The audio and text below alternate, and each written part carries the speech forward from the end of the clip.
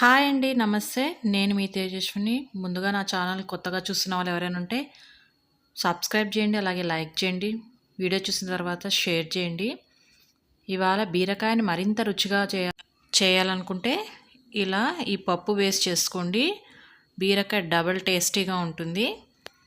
Late చేయకుండా process అయితే start చేసేద్దాము. ఇక్కడ నేను బీరకాయ అయితే పీల్ చేసి చిన్న ముక్కలుగా కట్ చేసుకున్న, వాష్ చేసి, టమోటాలు ఒక 2, ఆనియన్ ఒకటి, ఇక్కడ శనగపప్పు అండి మెయిన్గా అరగంట పాటు ముందుగానే నానబెట్టేసుకోండి.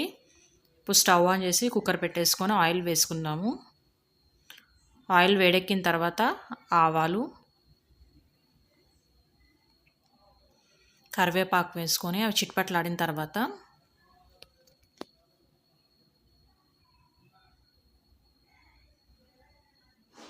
తరుక్కున్న ఆనియన్ వేసుకుందాము.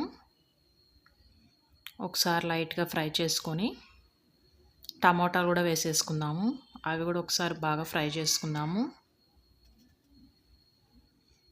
పసుపు ఒక 1/2 టేబుల్ స్పూన్ వేసుకొని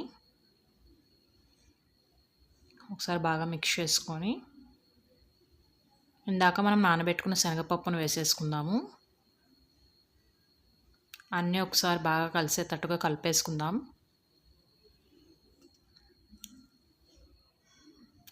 తగినంత సాల్ట్ అయితే కూరలోకి యాడ్ చేసేసుకోండి. కారం మీ స్పైసీని బట్టి యాడ్ చేసుకోండి. నేనైతే ఇక్కడ 1.5 టేబుల్ స్పూన్ దాకా వేసుకున్నాను. ఒకసారి అంతా బాగా కలుపుకుందాము. ధనియాల పొడి 1 టేబుల్ స్పూన్ వేసేసుకొని మిక్స్ చేసుకుందాము. ఇది కొబ్బరి, వెల్లుల్లి వేసి మిక్సీ పట్టానండి. ఆ పొడి కూడా వేసేసుకుందాము.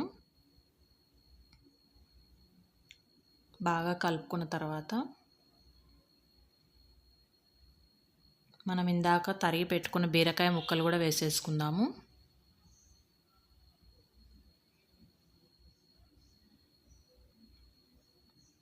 అన్నీ గెంటతో ఒకసారి మిక్స్ చేసుకొని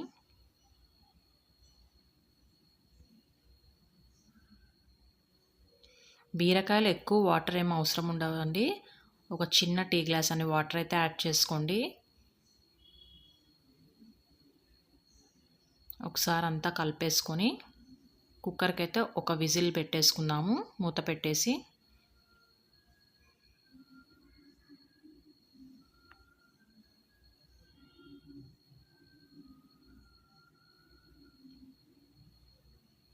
విజిల్ వచ్చి చల్లారిన తర్వాత అయితే మన కర్రీ ప్రిపేర్ అయిపోయిందండి.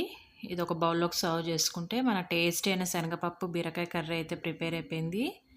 వీడియో చూసిన తర్వాత మర్చిపోకుండా లైక్ చేయండి, షేర్ చేయండి, అలాగే ఛానల్ని సబ్స్క్రైబ్ చేసుకోండి. Thank you so much for watching this video.